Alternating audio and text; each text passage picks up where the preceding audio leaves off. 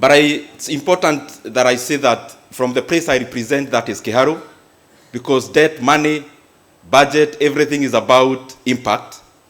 I am very glad to be the MP for Kiharu, where all our public primary schools, all of them are very well done. They look like academies.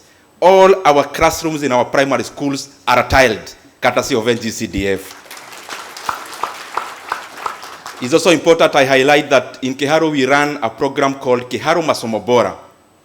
Kiharu Masomo Bora takes care of over 12,500 day school learners in all our 61 to 65 day schools. I say so because some are new.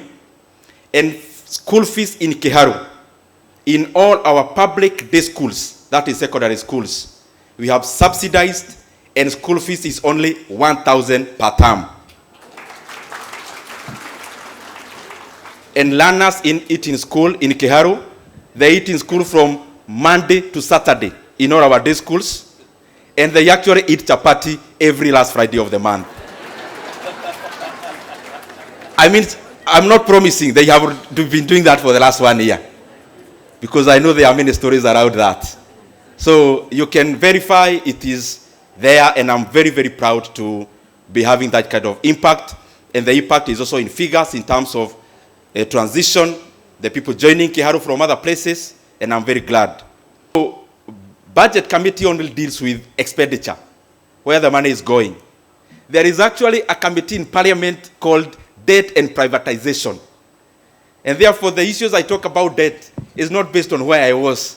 It is based on the issue is very important for the country.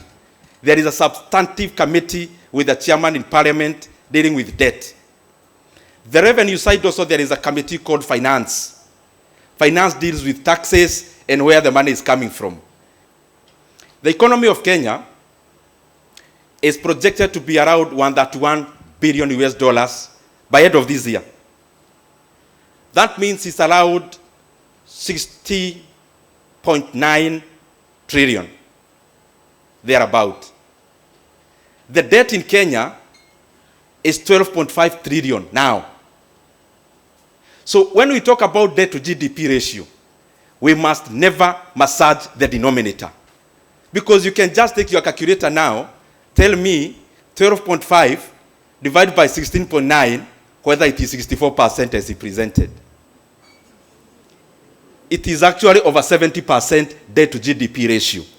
So it is important as Kenya, we be very factual with our data, so that when we report figures that has GDP in it, we don't massage GDP, either inflate it or whatever, to give us the right parameters that we need. Now, as we talk with you today, the legal debts, because there are others which I'll talk about,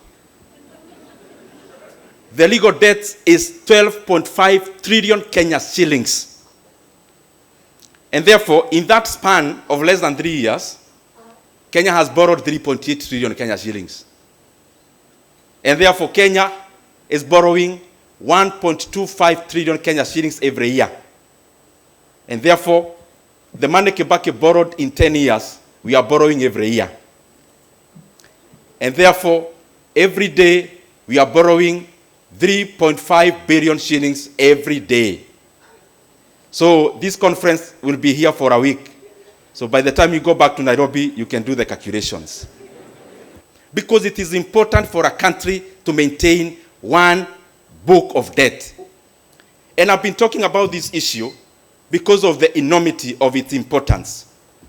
Kenya must stop borrowing off the book. Beyond the reported debt of 12.5 trillion, Kenya has already borrowed an illegal debt of 175 billion shillings, where they have gone to the banks, taken a loan of 175 billion, and then they are telling the banks they'll be collecting the fuel levy for the next 7 years. And I'm here wondering, the people in the National Treasury and in government, if you came in to lead and you realize that all the revenue had been securitized, then you'd be elected to do what? So that's one. Second is called Talanta Board. The Talanta Stadium, you see, the cost is 45 billion in present value. But it is important for Kenyans to know that Kenya actually took a loan of the book of 45 billion shillings. And do you know what? Now, we'll be servicing that debt using sports fund. Every month, 500 million shillings. In 15 years, a debt of 45 billion shillings, Kenya will pay an interest rate of 100 billion Kenya shillings.